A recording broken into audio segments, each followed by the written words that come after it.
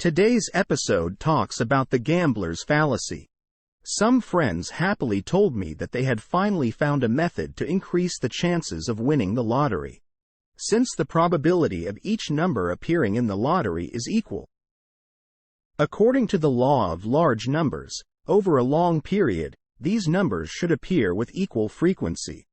So, if a number hasn't appeared for a long time, we should buy it because the chances of winning would be high. Is this statement correct? Today, we will investigate this issue. In fact, this question was raised long ago, and is known as the gambler's fallacy.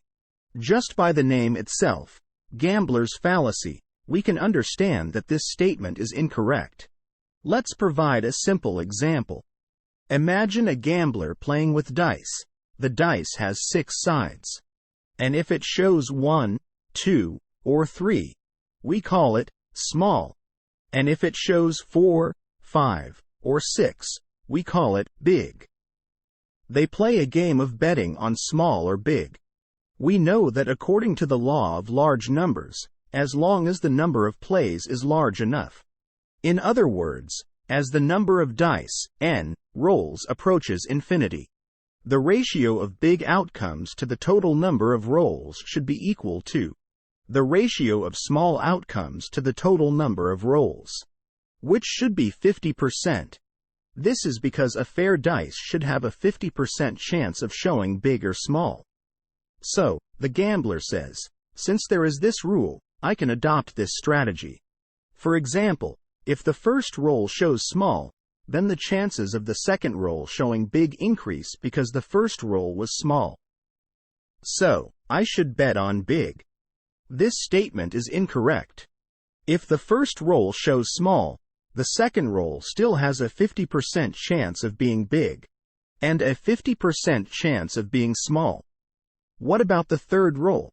The third roll still has a 50% chance of being big, and a 50% chance of being small. If the first 3 outcomes are all small, the fourth roll still has a 50% chance of being big, and 50% chance of being small. Some might argue that this is incorrect. They say, look, the first 9 rolls were all small, and according to the law of large numbers, they should approach 50%, so the chances of the 10th roll being big should be higher. Is this correct?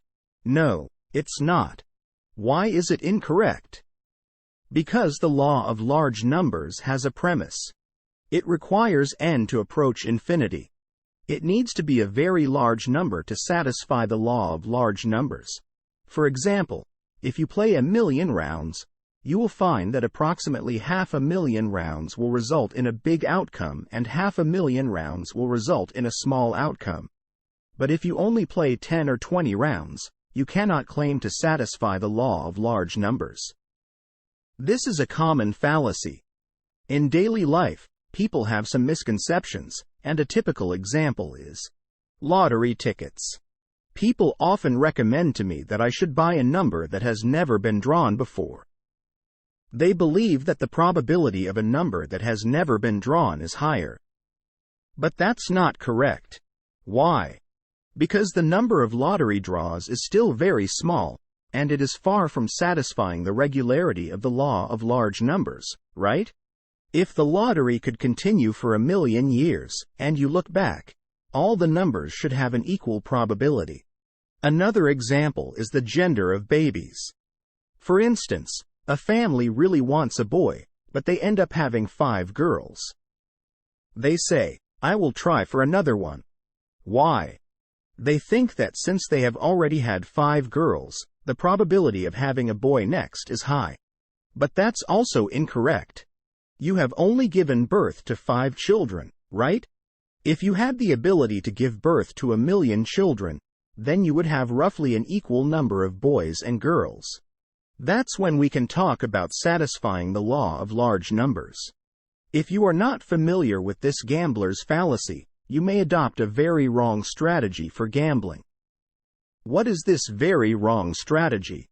It's called the martingale strategy, and it's a terrible strategy.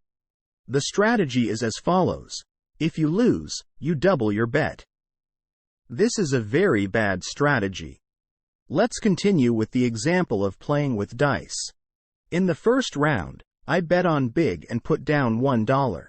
Then the second round, if the outcome is big, again, then I win $1. What happens then? The game ends. I go back to the first step and bet $1 on big again. But what if it's a small outcome? If it's a small outcome, then we would lose $1. At this point, if you choose to employ a strategy, you might consider doubling your bet. After doubling my bet, I return to the first step. So, if you bet $1 in the first round and lost. So, for the second round, you're betting $2 and betting on big. If you win the second time, you not only get back the $1 you lost in the first round but also earn an additional $1, right? After the game ends, you start again from the first round. If you lose the second round as well, then you would bet $4. If you win, not only would you recover the $3 you lost in the first two rounds, but you would also earn an additional $1. If you lose the third round as well, bet $8. Bet $16. And you continue this pattern of increasing your bet. This strategy looks like it guarantees me a profit of $1 no matter what. But is it really the case? In fact, this strategy has many issues. The first problem is the issue of capital. For example, let's say you keep losing for 10 rounds, which is also possible, right? Even losing for 10 rounds consecutively. For the final round, you have to bet $512. You have lost a total of $1,023.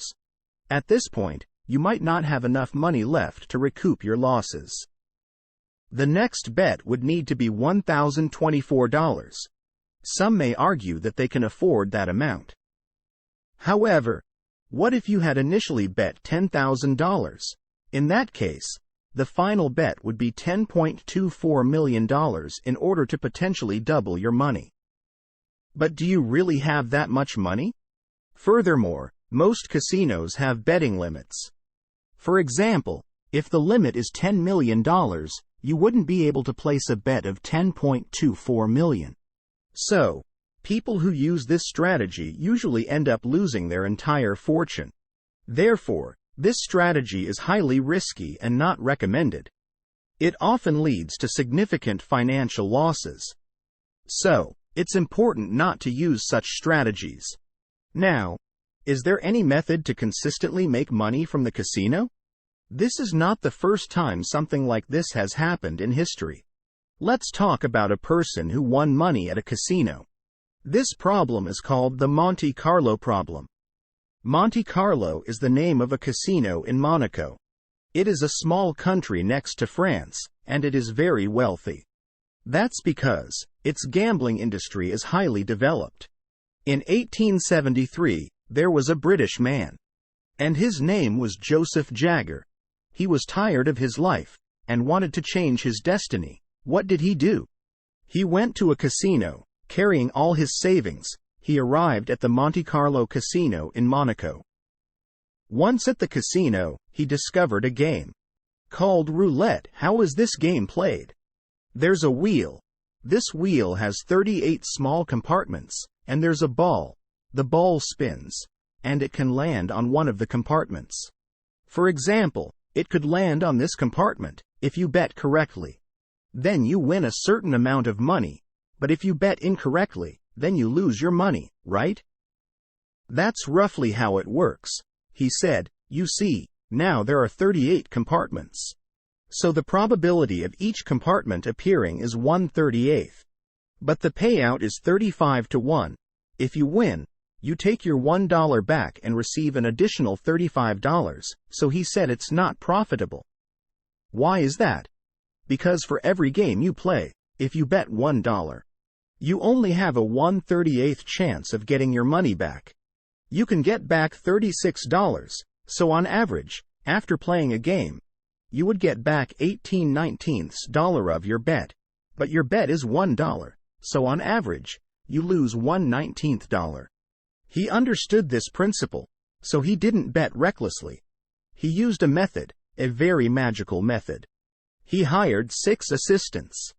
They were assigned to observe the 6 different wheels, and each assistant focused on one specific wheel. He monitored for 6 days, and then he took the data back for analysis. He found that the first 5 wheels seemed to have equal probabilities for each number, close to 1/38. However, the 6th wheel showed significant deviations from this expected distribution. Certain numbers were appearing more frequently than expected. He suspected that there might be an issue with that wheel, the ball, or the person operating it. Regardless, he concluded that those numbers were appearing more often, and he decided to play that wheel. On the 7th day, he brought his savings and bet on the 6th wheel. Once at the 6th wheel, he started betting on those specific numbers. He ended up making a considerable amount of money. However, the casino quickly discovered the issue and expelled him, making changes to the wheel as well. Nowadays, casinos have advanced equipment, making it highly unlikely to profit from such methods. The time for today's episode has come again. If you enjoy this video, please like and subscribe.